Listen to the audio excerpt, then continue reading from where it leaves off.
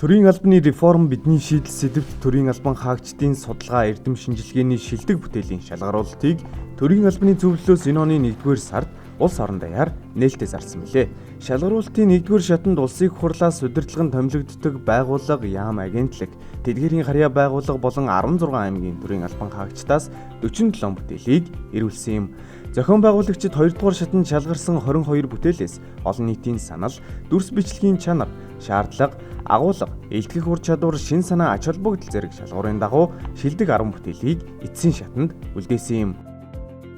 Эхлээ бид хоорондоо ярилцсан манай 3 багийн 3 гишүүн ямар хуу сэдвээр оролцох ер нь гоё юм байна да. Маш олон хүн орох байх гэд ер нь нэг тийм нөгөө айгүй их олон хүн орох байх гэсэн нөгөө өрсөлдөө ихтэй байх гэсэн айдастай байсан. Тэгсэн ч гэсэн хэдүүлээ нэг жоохон зориглоод ороод үзье л да тий. Нэг бүтээлийн уралдаанд оролцоод судалгаа шинжилгээ хийгээд үзье. Ажлынхаа хажуугаар амжуулж болох юм а гэж жоохон өөрсдийгөө жоохон судалгаа шинжилгээний ажлаар жоохон итгэвчүүлье гэсэн ажилда бодолтойгоор оролцсон. Тэгээ энэ маань үр дүнж одоо өнөөдрийн сүүлийн 10 хүртлээ ингээд асуудлаа гүнзгийрүүлээд оролцох боломж олгосонд маш их баяртай байгаа.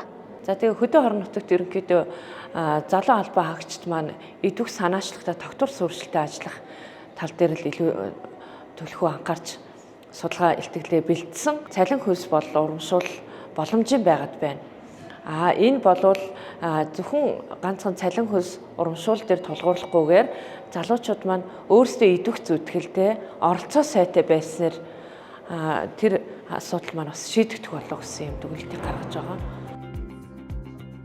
Шилдэг 10-т багтсан албан хаагчид сүүлийн шатанд бүтээлээ танилцуулахад 1-р байрт төрийн тусгай хамгаалтын газрын хүний нөөцийн хилцээний дарга Хурандаа Эрдэнэтуяа, чиглэлийн ахлах ажилтан Ахмад Нацагт орж ахлах тэслэгч Буян Жаргалнаар багаар гүйцэтгэсэн удирдах ажилтны ёс зүйн манлайлал албан хаагчдад нөлөөлдөг эсхийг судалсан сэдвт бүтээлээр 2-р байрт Орхон аймгийн нийгмийн даатгалын газрын улсын байцаагч болон төрийн байгууллага сэтгэл зүйн дархлаатай байх арга замыг эрэлхийлэх сэдвт бүтээлээр 3-р байрт Хөвсгөл аймаг дахь шүүхийн тамгын газрын шүүгчийн туслах адилмаа төрийн албаны ачаалал албан хаагчдын сэтгэл зүйд нөлөөлөх байдлын судалгаа сэдвт бүтээлээр 3-р байрт Дорнод аймгийн хүнс хөдөө аж ахуйн газрын ахлах мэргэжилтэн цулццэг 21-р зууны төрийн албан хаагчийн цогц чадамж өнөөгийн байдал бүтээлээр тус тэргүүллээ.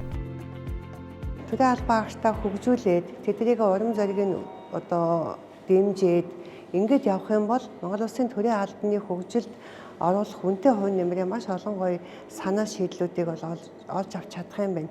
Сая эхний 2-3 илтгэлийг сонсож байхад маш идэвхтэй байна. Тэгээд ийм зүйлийг бол хөсөн хүлээдэг юм байна гэдг нь бол ажиглагдлаа л да. Яагаад тэгэхээр ажлаа хийгээд сууж идэг, өдрийн цаг нь өнгөрчдөг, гоё юмнууд хиймээр байдаг, ярмаар байдаг, санаа бодлоо дуулгамаар байдаг, сонсмоор байдаг. Гэтэл тэр биднэрт боломж нь байдаггүй маа гэдгийг одоо энэ саяны судлаач төрийн албан хаагч нар маань хэлээд байгаа нь бид нар энийг бол цааш нь тасралтгүй хийх нь зөв юм байна. Хийхдээ ямар шийдэлтэй байх вэ гэдгийг бодмоор юм байна. Магадгүй өөрийнх нь үйл ажиллагаатай холбоод, үнэлгээтэй нь холбоод өгчих юм бол илүү сайн идэвхчих юм болов уу гэж бодлоо.